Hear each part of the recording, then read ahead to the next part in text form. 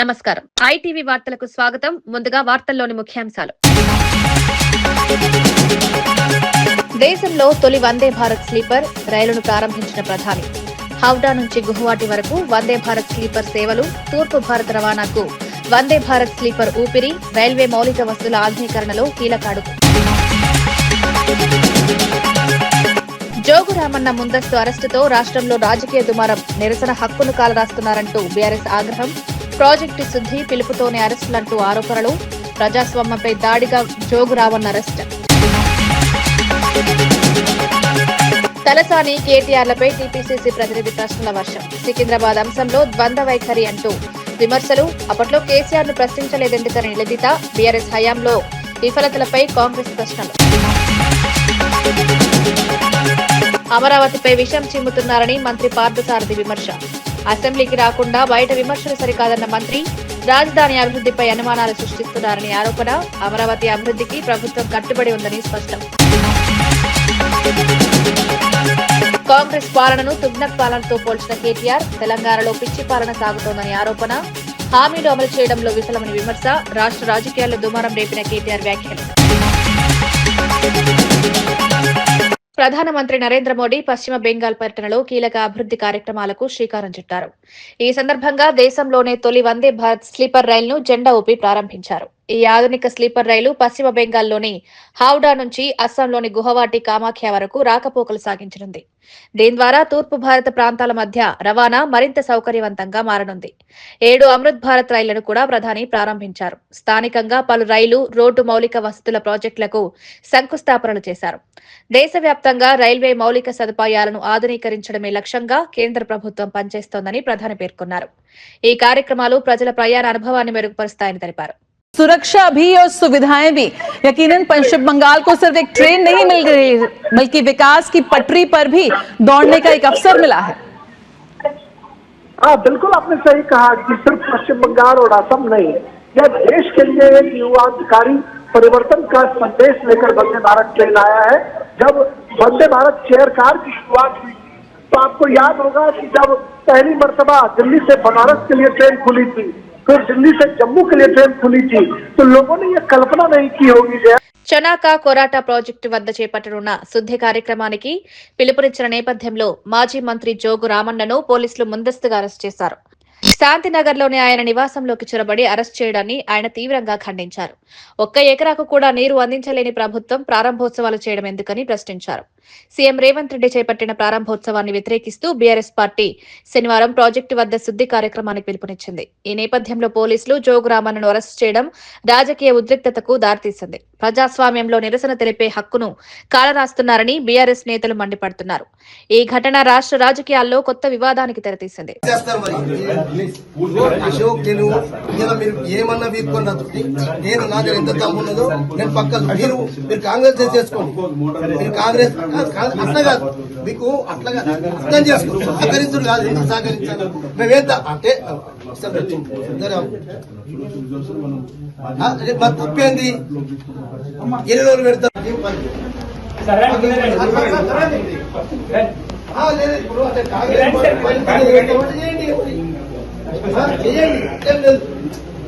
Congress party ఇదే మీకు మీరే కాంగ్రెస్ వేసుకోండి, మీరే కాంగ్రెస్ చేసుకుని మీరే కాంగ్రెస్. తెలంగాణ మాజీ మంత్రులు తలసాని శ్రీనివాస్ యాదవ్, కేటీ రామారావులపై టీపీసీసీ అధికార ప్రతినిధి డాక్టర్ చరణ్ కౌశిక్ యాదవ్ తీవ్ర ప్రశ్నలు సంధించారు. బీఆర్ఎస్ హయాంలో తలసాని మంత్రిగా ఉండి లష్కర్ జిల్లా, సికింద్రాబాద్ కార్పొరేషన్ సాధించడంలో ఎందుకు విఫలమయ్యారని ప్రశ్నించారు. వరంగల్, హన్మకొండలను జిల్లాలుగా విభజించినప్పుడు జంట నగరాల అంశం గుర్తుకు రాలేదా అని కేటీఆర్ ను నిలదీశారు. అప్పట్లో కేసీఆర్ ను ప్రశ్నించే ధైర్యం ఎందుకు చేయలేదని విమర్శించారు. ఇప్పుడు సికింద్రాబాద్ పేరుతో రాజకీయాలు చేయడం ద్వంద్వ వైఖరినని ఆరోపించారు. ఈ వ్యాఖ్యలు రాజకీయ వర్గాల్లో చర్చకు దారితీశాయి. రోడ్ ప్రాంతం వరకు కూడా జేహెచ్ఎంసీ లో విలీనం చేసుకుని హైదరాబాద్ ను ప్రపంచ నగరాలతో పోటీపడే విధంగా హైదరాబాద్ తీసుకుపోయే ప్రయత్నం జరుగుతా ఉంది. జంట నగరాలను వేరు చేయదని చెప్పేసి తలసాని శ్రీనివాస్ యాదవ్ గారు, కేటీ గారు మాట్లాడుతారు. అసలు హైదరాబాద్ ను సికింద్రాబాద్ వేరు చేసే ప్రయత్నం కాంగ్రెస్ ప్రభుత్వం చేసిందా? చేయలే కదా. మీరు జంట నగరాలుగా ఉన్నటువంటి హన్మకొండను, వరంగల్ వేరు చేసింది మీరు. మీ ఆయనలో చేసిన తప్పులు 1, 2 కాదు, మీ తప్పులు చెప్పుకుంటూ పోతే 100 ఉన్నాయి. అయినా మీరు దానికి సమాధానం చెప్పలేక అనవసరంగా సికింద్రాబాద్ పేరు మీద రాజకీయం చేసే ప్రయత్నం చేస్తా ఉన్నారు. కాబట్టి ఖచ్చితంగా తెలంగాణ సమాజం కావచ్చు, సికింద్రాబాద్, హైదరాబాద్ ప్రజలంతా కూడా గమనిస్తూనే ఉన్నారు. కాంగ్రెస్ ప్రభుత్వం వచ్చిన తర్వాత హైదరాబాద్ ప్రపంచ నగరాలతో పోటీపడే ప్రయత్నంలో భాగంగా అదే కాకుండా ట్రిపుల్ కావచ్చు, ఎక్స్ప్రెస్ హైవేలు కావచ్చు, 4C నిర్మాణం కావచ్చు, డ్రై పోర్ట్ కావచ్చు, మూసిని పునరుజ్జింపజేసే కార్యక్రమం కావచ్చు, మెట్రోను విస్తరించే ప్రయత్నం కావచ్చు, అదే కాకుండా చెరువులను అదేవిధంగా పార్కులను కాపాడే ప్రయత్నంలో కాంగ్రెస్ ప్రభుత్వం ముందుకు పోతా ఉంది. దానిలో భాగంగా హైదరాబాద్ ను అగ్రగామి నిలిచే ప్రయత్నం కాంగ్రెస్ ప్రభుత్వం రేవంత్ రెడ్డి గారు సర్కారు చేస్తా ఉంటే సూషి ఓరలేక తలసాని శ్రీనివాస్ యాదవ్ గారు, కేటీఆర్ గారు అనవసరంగా రాజకీయం చేసే ప్రయత్నం చేస్తా ఉన్నారు. కాబట్టి సికింద్రాబాద్ ప్రజలంతా కూడా అప్రమత్తంగా ఉండాలని చెప్పి కోరుతా ఉన్నాం. కడప జిల్లాలో నేరాల దర్యాప్తును మరింత పటిష్టం చేయడానికి జిల్లా SP Nachiket Vishwanath crime spot వాహనాలను ప్రారంభించారు. ప్రతి సబ్ డివిజన్ కు ఒక్కో ప్రత్యేక వాహనాన్ని కేటాయించారు. ఫోరెన్సిక్ శిక్షణ పొందిన 2 సిబ్బందితో ఈ క్రైమ్ సైన్స్ వాహనాలు పనిచేశాయి. నేర స్థలానికి తక్షణమే చేరుకుని ఆధారాలు సేకరించేందుకు ఇవి ఉపయోగపడతాయని ఎస్పీ తెలిపారు. జియో ట్యాగింగ్ ద్వారా పోలీస్ ఉన్నతాధికారులతో సమన్వయం చేసుకుంటూ ఈ వాహనాలు పనిచేస్తాయని వివరించారు. నేరాలను వేగంగా నిగ్గు తేల్చడమే లక్ష్యంగా ఈ వ్యవస్థను తీసుకొచ్చినట్లు చెప్పారు. ఈ కొత్త విధానం పోలీస్ వ్యవస్థలో సాంకేతిక పురోగతికి నిదర్శనంగా నిలుస్తోంది. క్రైమ్ స్పాట్ వెహికల్ ఇనాగ్రేట్ చేయడం జరిగింది. అన్ని సబ్ డివిజన్కు ఈ వెహికల్ పంపిస్తున్నాము. ఆ వెహికల్లో డ్రైవర్తో సహా 2 ట్రైన్డ్ ఫారెన్సిక్ ఎక్విప్మెంట్ ట్రైనింగ్ అంతా ఇవ్వడం జరిగింది.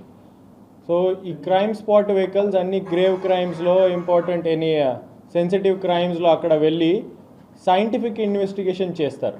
ఈ క్రైమ్ స్పాట్ వెహికల్లో ఎక్విప్మెంట్ మీరు చూస్తే 5 రకంగా ఎక్విప్మెంట్ ఉంది. It's very advance equipment. దీంట్లో all crime detection and prevention kits ఉన్నాయి. Suppose finger print collection kits, blood sample, semen samples, ఇట్లాంటి biological evidence collection kits, crime scene protection kits, digital camera, regular camera. So అన్ని videography, photography, protection, collection of evidence అంతా scientifically అవుతుంది. దీంట్లో training కూడా ఇవ్వడం జరిగింది. All sub డివిజన్లో ఉంటుంది.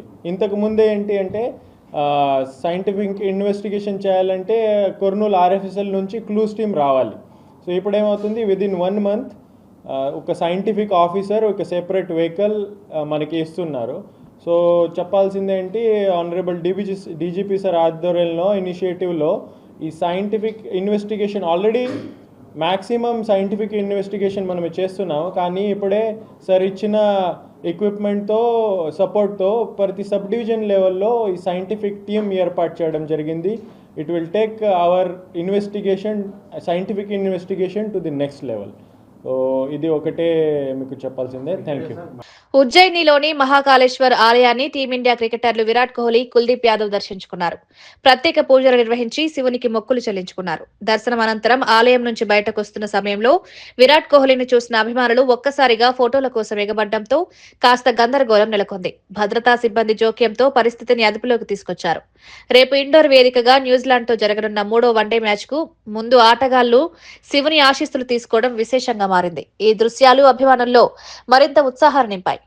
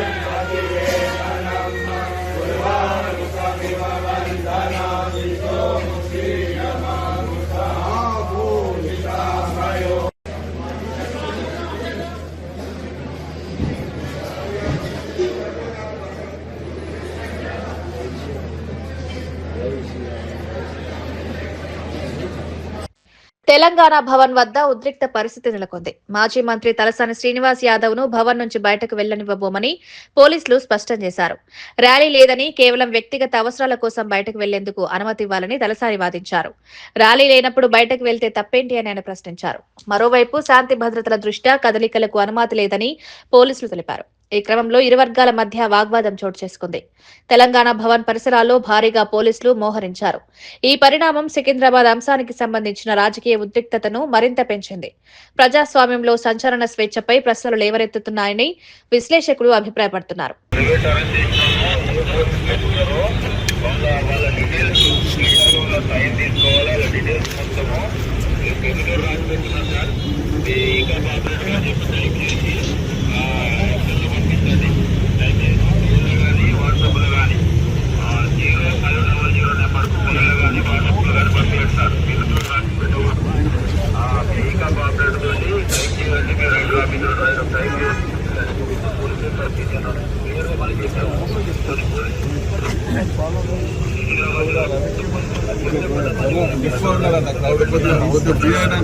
అక్కడ బుట్టలేనా ఇప్పుడు తమరు అంటే ప్రశ్న చెప్పినా కూడా జనాలు ఇంకా వస్తూ ఉన్నారు. మేడం మళ్ళీ ఒకసారి చెప్పింది కదా మేడం తను ఒకసారి కలపాలి. మేడం చెప్పిన మేడం మళ్ళీ చెప్తా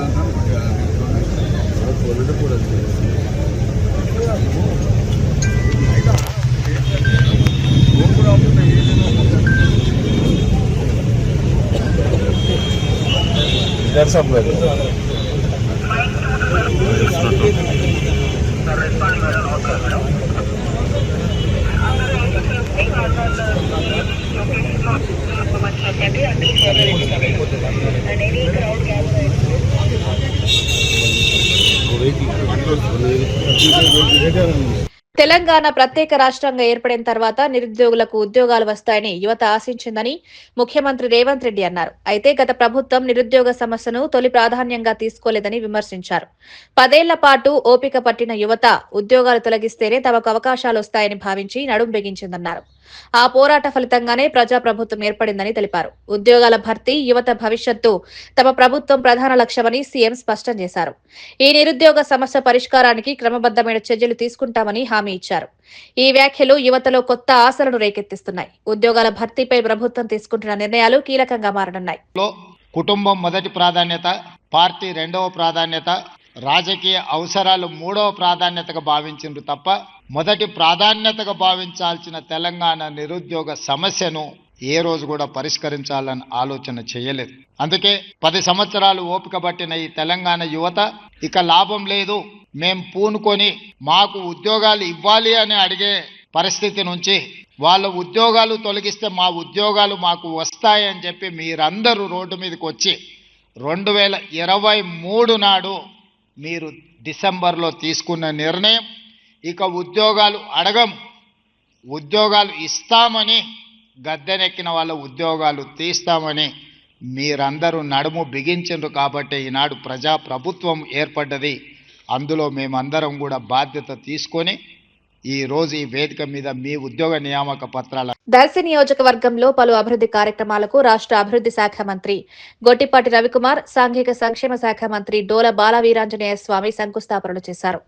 దర్శిలో 4 కోట్ల రూపాయలతో నూతన విద్యుత్ డివిజనల్ కార్యాలయానికి, ముండ్లమూరు మండలం ఉల్లగల్లులో 3,90,00,000 రూపాయలతో కేవీ సబ్స్టేషన్ నిర్మాణానికి భూమి పూజ నిర్వహించారు. ఈ సందర్భంగా మంత్రి గొట్టిపాటి మాట్లాడుతూ రైతాంగానికి నాణ్యమైన విద్యుత్ సరఫరా అందించడమే కూటమి ప్రభుత్వ లక్ష్యమన్నారు.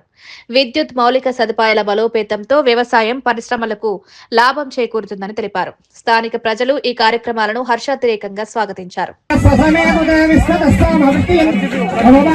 ఇక్కడ ఈ ప్రాంతంలో రైతాంగానికి ఇబ్బంది లేకుండా ఉండడం కోసం కొత్తగా పవర్ స్టేషన్ దాదాపు 4.5 కోట్లతో ఉల్లగల్లు గ్రామంలో పవర్ స్టేషన్, అదేవిధంగా స్వర్గీయ నందమూరి తారక రామారావు గారు తెలుగుదేశం పార్టీ వ్యవస్థాపకులు ఆయన విగ్రహావిష్కరణ కూడా చేసే కార్యక్రమంలో మేమందరం కూడా పాల్గొంచుకోవడానికి ఇక్కడ రావడం జరిగింది. వాళ్ళన్నీ కూడా అభివృద్ధి కార్యక్రమాలు చేస్తాం. ఈ ప్రభుత్వం వచ్చిన తర్వాత సంక్షేమ కార్యక్రమాలు, అదేవిధంగా అభివృద్ధి కార్యక్రమాలు చాలా పెద్ద ఎత్తున చేస్తాం, ముందుకు వెళ్తాము. మీకు తెలియదు కాదు, పెన్షన్లు చాలా పెద్ద ఎత్తున 33,000 కోట్ల రూపాయలు పెన్షన్లు ఇస్తున్న రాష్ట్రం ఏదైనా ఉందంటే భారతదేశంలో అది ఆంధ్ర రాష్ట్రం. చంద్రబాబు గారి నాయకత్వంలో కూటమి ప్రభుత్వం మాత్రమే. ఇలా అదేవిధంగా ఎన్నో అభివృద్ధి కార్యక్రమాలు ఈ ప్రభుత్వం చేస్తూ ఉంది. ఇవన్నీ భాగంగా ఇవాళ మేము అందరం కలిసి ఇక్కడ హైదరాబాద్ నెక్నాంపూర్ చెరువు సమీపంలో హాట్ ఎయిర్ బెలూన్ కు సాంకేతిక లోపం తలెత్తింది. గాలి అకస్మాత్తుగా తగ్గడంతో బెలూన్ చెరువు పక్కనున్న బురద ప్రాంతంలో ఎమర్జెన్సీ ల్యాండింగ్ చేసింది. బెలూన్ లో ఉన్న 3 ప్రయాణికులు సురక్షితంగా బయటపడడంతో పెను ప్రమాదం తప్పింది. ఈ ఘటనలో కొంతసేపు స్థానికులు భయాందోళనకు గురయ్యారు. నిర్వాహకులు వెంటనే స్పందించి బెలూన్ ను అక్కడి నుంచి సురక్షితంగా తరలించారు. పర్యాటక కార్యక్రమాల్లో భద్రతా ప్రమాణాలపై మరోసారి చర్చ మొదలైంది. సాంకేతిక తనిఖీలు మరింత కఠినంగా చేపట్టాలని అధికారులు సూచిస్తున్నారు. ప్రయాణికుల భద్రతే మొదటి ప్రాధాన్యమని నిర్వాహకులు తెలిపారు.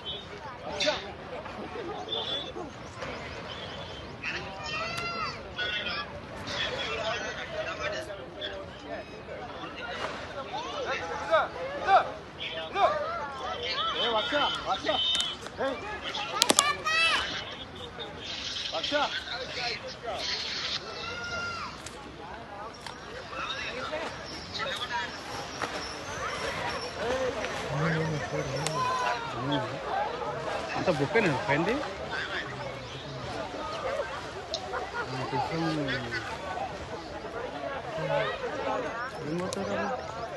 చిరకాకానిలోని అంజుమన్ ఇస్లామియాకు సంస్థకు చెందిన 71.57 ఎకరాల భూమిని ప్రైవేటీకరణకు లీజుకివ్వాలన్న ప్రకటనపై తీవ్ర వివాదం చెలరేగింది. ఈ విషయంపై వైఎస్ఆర్సీపీ రాష్ట్ర కార్యదర్శి షేక్ గులాం రసూల్ తీవ్ర అభ్యంతరం తెలిపారు. చారిత్రక ప్రాధాన్యం కలిగిన అంజుమన్ సంస్థ భూమిని కాపాడాల్సిన బాధ్యత ప్రజాప్రతినిధులదే అన్నారు. లీజుకి ఇస్తామని నిస్సిగ్గుగా ప్రకటించడం దురదృష్టకరమని వ్యాఖ్యానించారు. ఈ విషయంలో ఎవరితోనైనా పోరాడతారని రెచ్చగొట్టే వ్యాఖ్యలు చేయడం సరికాదన్నారు.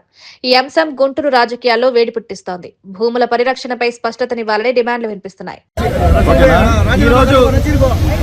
గుంటూరు జిల్లా మజ్లిస్ ఉలమా జమాయతుల్ ఉలమా వారి ఆధ్వర్యంలో అంజుమన్ సంబంధించినటువంటి 70 ఎకరాల భూమిని ఈ ప్రభుత్వం తనదైన శైలిలో దోచుకోవాలని చెప్పని ఈరోజు వాళ్ళు రూపకల్పన చేస్తే దాన్ని వ్యతిరేకిస్తూ పెద్ద ఎత్తున ఈరోజు ఆందోళన కార్యక్రమానికి శ్రీకారం చుట్టి ఈరోజు ఈ కార్యక్రమానికి అన్ని రాజకీయ పార్టీ నాయకులు అన్ని ఇతర సంఘాలు ప్రజా సంఘాలు గారు కూడా వచ్చి వారి యొక్క నినాదాన్ని కూడా ఈరోజు ప్రకటిస్తూ ఉంటే సాక్షాత్తు ఎమ్మెల్యే ఇక్కడ భూమిని కాపాడాల్సినటువంటి శాసనసభ్యుడు ఎమ్మెల్యే చెప్తా ఉన్నాడు, ఈ భూమిని మేము లీజుకిస్తాం, మేము ఎవరితో అయినా పోరాడతాం, మేము ఎవరినైనా ఎదురు తిరుగుతాం, మీరు కావాలంటే మా దగ్గర రండి, మేము సమాధానాలు చెప్తామని చెప్పని వ్యతిరేకమైనటువంటి మాటలు మాట్లాడి ఇక్కడ రెచ్చగొట్టే వ్యాఖ్యలు చేయడం ఎంతవరకు సమంజసమని చెప్పని అడుగుతా ఉన్నా. నిన్ను ఇక్కడ 1,60,000 మంది ముస్లింస్ ఓట్లేసి గెలిపిస్తే నువ్వు చేసే పని ఇదేనా? అంజుమన్ అధ్యక్షుడిగా నీకు బాధ్యత లేదా? వక్ఫ్ బోర్డు డైరెక్టర్గా నీకు బాధ్యత లేదా? శాసనసభ్యుడిగా నీకు బాధ్యత లేదా? ఈ భూమిని నేను కాపాడుతాను, ఇందులో అంగుళం భూమి కూడా పోదు, ఇది నా బాధ్యత అని ఎందుకు ఎమ్మెల్యే చెప్పలేకపోతా ఉన్నాడు? ఎందుకు ఎమ్మెల్యే యొక్క నోట్ల నుంచి ఆ మాట రావట్లేదు? దీని వెనుకున్నటువంటి కుట్రైంది. నీకు ఎంత వాటా ఉంది, నీ ప్రభుత్వానికి ఎంత వాటా ఉంది, నీ వెనుకున్నటువంటి నాయకులకు ఎంత వాటా ఉందనే విషయాన్ని కూడా చాలా స్పష్టంగా ఇక్కడ ప్రజానికానికి తెలియాలి.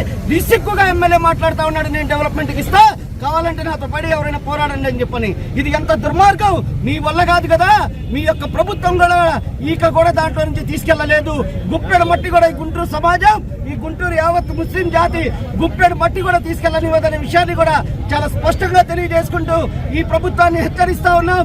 ఇప్పటికైనా విరమించుకోవాలి, లేకపోతే పెద్ద ఎత్తున ఆందోళనను వైఎస్ఆర్ కాంగ్రెస్ పార్టీ తరఫున కూడా మేము చేపట్టడానికి, అదేవిధంగా అన్ని రాజకీయ పార్టీలతో కలిసి ముందుకు సాగడానికి కూడా సిద్ధంగా ఉన్నాడు. విషయాన్ని రాజ్యాంగం, ప్రజాస్వామ్య విలువల పట్ల వైసీపీకి గౌరవం లేదని రాష్ట్ర మంత్రి పార్థసారథి తీవ్రంగా విమర్శించారు. అమరావతిపై విషం చిమ్మేలా వైసీపీ అధినేత జగన్ మాట్లాడుతున్నారని ఆగ్రహం వ్యక్తం చేశారు. రాజధాని అభివృద్ధిపై ప్రజల్లో అనుమానాలు సృష్టించడమే లక్ష్యంగా వైసీపీ వ్యవహరిస్తోందని ఆరోపించారు. నిజంగా రైతులు ప్రజల పట్ల చిత్తశుద్ది ఉంటే అసెంబ్లీకి వచ్చి ప్రశ్నించాలని వైసీపీ నేతలకు సవాల్ విసిరారు. ప్రజాస్వామ్యంలో చర్చలు, వాదనలు శాసనసభ వేదికగా జరగాలన్నారు. అసెంబ్లీని బహిష్కరించి బయట విమర్శలు చేయడం సరికాదన్నారు. అమరావతి అభివృద్ధికి ప్రభుత్వం కట్టుబడి ఉందని స్పష్టం చేశారు. ఈ వ్యాఖ్యలు రాజకీయ వర్గాల్లో చర్చకు దారితీశాయి. ఈ రాష్ట్రంలో వైఎస్ఆర్ కాంగ్రెస్ పార్టీ కంకణం కట్టుకుని మరీ పనిచేస్తుందని చెప్పేసి నేను మనవి చేస్తామని నేను ఏ రాష్ట్రానికైనా సరే ఒక మంచి రాజధాని కావాలి, మా రాజధాని బాగుంటుంది, మా రాజధానిలో ఉపాధి అవకాశాలు లభిస్తాయి, గ్రామాల నుంచి ఎన్ని వేల మంది వెళ్ళినా కూడా మాకు ఏదో ఒక ఉపాధి లభిస్తుంది అని చెప్పేసి రాష్ట్రంలోని ప్రజలందరికీ కూడా ఆ రాజధాని పట్ల ఒక నమ్మకాన్ని కలిగించే విధంగా రాజధానిని అభివృద్ధి చేసుకోవాల్సిన అవసరం ఉంటుంది. దురదృష్టం వైఎస్ఆర్ కాంగ్రెస్ పార్టీ 2019-24 మధ్యలో అధికారంలోకి రావటం మూలంగా ఈ రాష్ట్ర ప్రజల కలలన్నీ కూడా విధ్వంసం చెంది ఈ రాష్ట్రానికి రాజధాని లేకోకుండా 5 సంవత్సరాలు ప్రజలందరూ కూడా భరించాల్సిన పరిస్థితి వచ్చిందని చెప్పేసి మనం చేస్తాను. తర్వాత ఏ విధంగా విషయం చిమ్మాడో ఈ రాజధాని పట్ల ఒక్కసారి ఆలోచించాలని చెప్పేసి నేను మనవి చేస్తా ఉన్నాను. ఈ రోజు ప్రజలందరూ కూడా ఆలోచించాల్సిన అవసరం ఉంది. ఈ రాష్ట్ర భవిష్యత్తు పట్ల, రాబోయే తరాల భవిష్యత్తు పట్ల ఆలోచించాల్సిన అవసరం ఉంది. వైసీపీ చేస్తున్న క్షుద్ర రాజకీయాల పట్ల 2024 తర్వాత రకరకాలుగా మాట్లాడుతున్న జగన్మోహన్ రెడ్డి గారి మానసిక స్థితి పట్ల ఈ రాష్ట్ర ప్రజలకి అనుమానాలు తలెత్తుతున్నాయని చెప్పేసి కూడా నేను మనవి చేస్తా ఉన్నాను. నిజంగా మీకు ప్రజల మీద అక్కరున్నా, ప్రజల సమస్యల మీద మీకు ఏదన్నా బాధ్యత ఉన్నా, మీకు రాజ్యాంగం పట్ల గౌరవం ఉన్నా, మీరు అసెంబ్లీకి రండి, అసెంబ్లీ వేదికగా ప్రశ్నించండి. మీకు ఏదైతే అనుమానాలు ఉన్నాయో, మీకు ఏదైతే ప్రజలు మీ దృష్టికి తీసుకొచ్చిన సమస్యలు ఉన్నాయో దాని మీద దమ్ముంటే అసెంబ్లీకి వచ్చి ప్రభుత్వాన్ని నిలదీయండి, ప్రభుత్వం సమాధానం చెప్తుందని చెప్పేసి కూడా నేను ఈ సందర్భంగా నేను తెలియజేస్తా ఉన్నాను. గుంటూరు నగరాన్ని జాతీయ స్థాయిలో అత్యున్నతంగా తీర్చిదిద్దే లక్ష్యంతో పనిచేస్తామని నూతన కమిషనర్ మయూర్ అశోక్ తెలిపారు. నగర మౌలిక వసతులు, రహదారులు, పారిశుద్ధ్యం, ట్రాఫిక్ నిర్వహణపై ప్రత్యేక దృష్టి సారిస్తామన్నారు. ప్రజలకు మెరుగైన సేవలు అందించడమే తమ ప్రధాన లక్ష్యమన్నారు. స్మార్ట్ సిటీ తరహా అభివృద్ధి ప్రణాళికలు అమలు చేస్తామని వెల్లడించారు. ప్రజల భాగస్వామ్యంతోనే నగర అభివృద్ధి సాధ్యమని అభిప్రాయపడ్డారు. ఫిర్యాదుల పరిష్కారంలో వేగం పెంచుతామని, పారదర్శక పాలనకు కట్టుబడి ఉంటామన్నారు. గుంటూరు నగరాన్ని ఆదర్శ నగరంగా మార్చేందుకు అధికారులు, ప్రజలు కలిసి పనిచేయాలని పిలుపునిచ్చారు. కమిషనర్ వ్యాఖ్యల నగరవాసుల్లో ఆశలు పెంచాయి. కొనసాగించి దీంట్లో ఇంకా దానికంటే ఇంప్రూవ్మెంట్ చేయడానికి కూడా నేను ప్రయత్నిస్తాను. దీంతో పాటు ఏదైతే కొన్ని ఆన్గోయింగ్ ప్రాజెక్ట్స్ ఉన్నాయి, ఆల్రెడీ కన్స్ట్రక్షన్లో ఉంటాయి, అది కూడా త్వరితగతిన పూర్తి చేయడానికి, దాంతోపాటు ఏదైతే పెండింగ్ ప్రాజెక్ట్స్ ఉన్నాయి డిఫరెంట్ స్థాయిలో ఉంటాయి, కొన్ని గవర్నమెంట్ స్థాయిలో ఉంటాయి, అక్కడ కూడా వెళ్ళి పర్సూ చేసడమే. గుంటూరు నగరానికి రాష్ట్రంలో మొత్తం నేషనల్ లెవెల్లో కూడా ఒక టాప్ నగరంగా, దాంతోపాటు మోస్ట్ లివబుల్ సిటీగా మారాలి. ఈ టార్గెట్తో నేను కృషి చేస్తాను. సో దానికోసం అందరిని కూడా నాకు కోఆపరేట్ చేయాలి, అది కోరుకుంటున్నాను. నెల్లూరులో ఈ నెల 24 నుంచి అభివృద్ధి పనుల జాతర ప్రారంభమవుతుందని టీడీపీ నాయకుడు కోటంరెడ్డి గిరిధర్ రెడ్డి ప్రకటించారు. సుమారు 27 కోట్ల రూపాయలతో 240 అభివృద్ధి పనులకు శంకుస్థాపన చేయనున్నట్లు తెలిపారు. రహదారులు, డ్రైనేజ్, తాగునీరు, వీధి దీపాల వంటి మౌలిక వసతులపై దృష్టి సారిస్తామన్నారు. నగర ప్రజలకు అవసరమైన పనులకే ప్రాధాన్యమిస్తామని పేర్కొన్నారు. అభివృద్ధిలో రాజకీయాలకు తావులేదని, ప్రజల అవసరాలే తమ లక్ష్యమన్నారు. ఈ పనులతో నెల్లూరు రూపురేఖలు మారనున్నాయని ఆయన అభిప్రాయపడ్డారు. స్థానిక ప్రజాప్రతినిధులు, అధికారులు సమన్వయంతో పనులు పూర్తి చేస్తామని తెలిపారు. ఈ ప్రకటన నగరంలో ఉత్సాహాన్ని నింపింది. నియోజకవర్గ ప్రజల అభివృద్ధి లక్ష్యంగా నిరంతరం కూడా పనిచేస్తున్నాం. ఈ 19 నెలల కాలంలో నెల్లూరు రూరల్ నియోజకవర్గంలో గౌరవ ముఖ్యమంత్రి నారా చంద్రబాబు నాయుడు గారు కానీ, డిప్యూటీ సీఎం పవన్ కళ్యాణ్ గారు, యువనేత గౌరవ మంత్రివర్యులు శ్రీ నారా లోకేష్ గారి ఆశీస్సులతో దాదాపు 340 కోట్ల రూపాయలతో వివిధ అభివృద్ధి పనులు జరిగినాయి, ఇంకా కూడా కొన్ని జరుగుతున్నాయి. ఆధునిక సమాజంలో కనుమరుగవుతున్న ఉమ్మడి కుటుంబ సంస్కృతికి నరసరావుపేటలో ఓ కుటుంబం ఉదాహరణగా నిలిచింది. పల్నాడు జిల్లా నరసరావుపేటలో 4 తరాలకు చెందిన 103 మంది కుటుంబ సభ్యులు ఒకే చోట చేరి సంక్రాంతి పండుగను ఘనంగా జరుపుకున్నారు.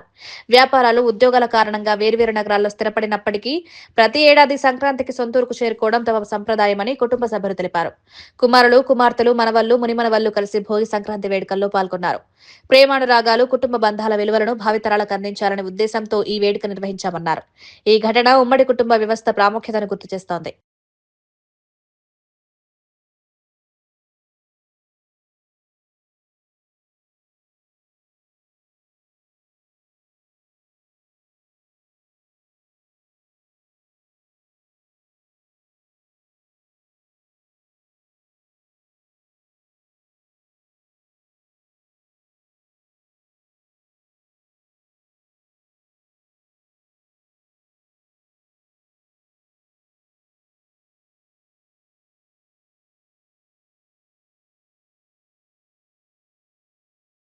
తెలంగాణ భవన్లో నిర్వహించిన మీడియా సమావేశంలో బీఆర్ఎస్ వర్కింగ్ ప్రెసిడెంట్ కేటీఆర్ ముఖ్యమంత్రి రేవంత్ రెడ్డిపై తీవ్ర విమర్శలు చేశారు.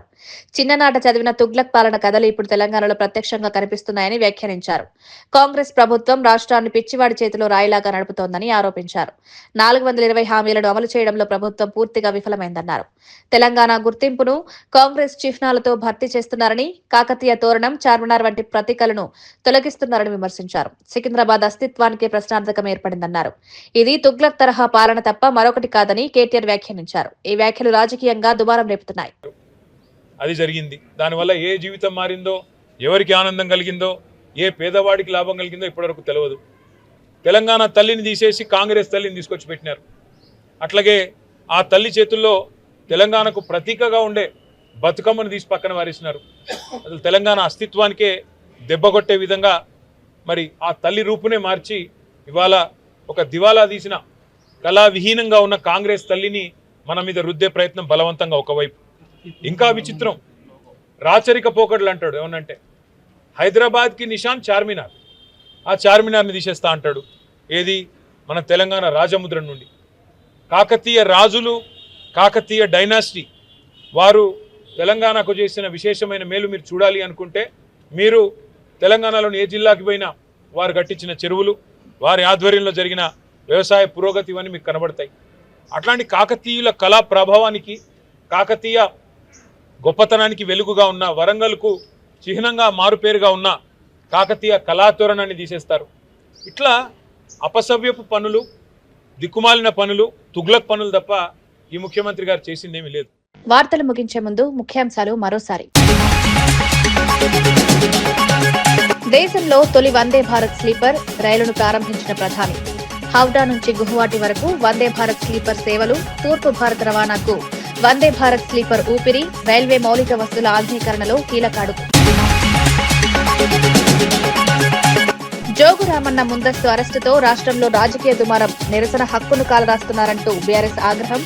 ప్రాజెక్టు శుద్ధి పిలుపుతోనే అరెస్టులంటూ ఆరోపణలు. ప్రజాస్వామ్యంపై దాడిగా జోగు రామన్న అరెస్ట్. తలసాని, కేటీఆర్లపై టీపీసీసీ ప్రతినిధి ప్రశ్నల వర్షం. సికింద్రాబాద్ అంశంలో ద్వంద్వ వైఖరి అంటూ విమర్శలు. అప్పట్లో కేసీఆర్ ను ప్రశ్నించలేదెందుకని నిలదీత. బీఆర్ఎస్ హయాంలో విఫలతలపై కాంగ్రెస్ ప్రశ్నలు. అమరావతిపై విషం చిమ్ముతున్నారని మంత్రి పార్థసారథి విమర్శ. అసెంబ్లీకి రాకుండా బయట విమర్శలు సరికాదన్న మంత్రి. రాజధాని అభివృద్ధిపై అనుమానాలు సృష్టిస్తున్నారని ఆరోపణ. అమరావతి అభివృద్ధికి ప్రభుత్వం కట్టుబడి ఉందని స్పష్టం. కాంగ్రెస్ పాలనను తుగ్లక్ పాలనతో పోల్చిన కేటీఆర్. తెలంగాణలో పిచ్చి పాలన సాగుతోందని ఆరోపణ. హామీలు అమలు చేయడంలో విఫలమని విమర్శ. రాష్ట్ర రాజకీయాల్లో దుమారం రేపిన కేటీఆర్ వ్యాఖ్యలు. ఇవి ఈనాటి వార్తా విశేషాలు. మరో బులెటిన్లో మళ్ళీ కలుద్దాం. నమస్కారం.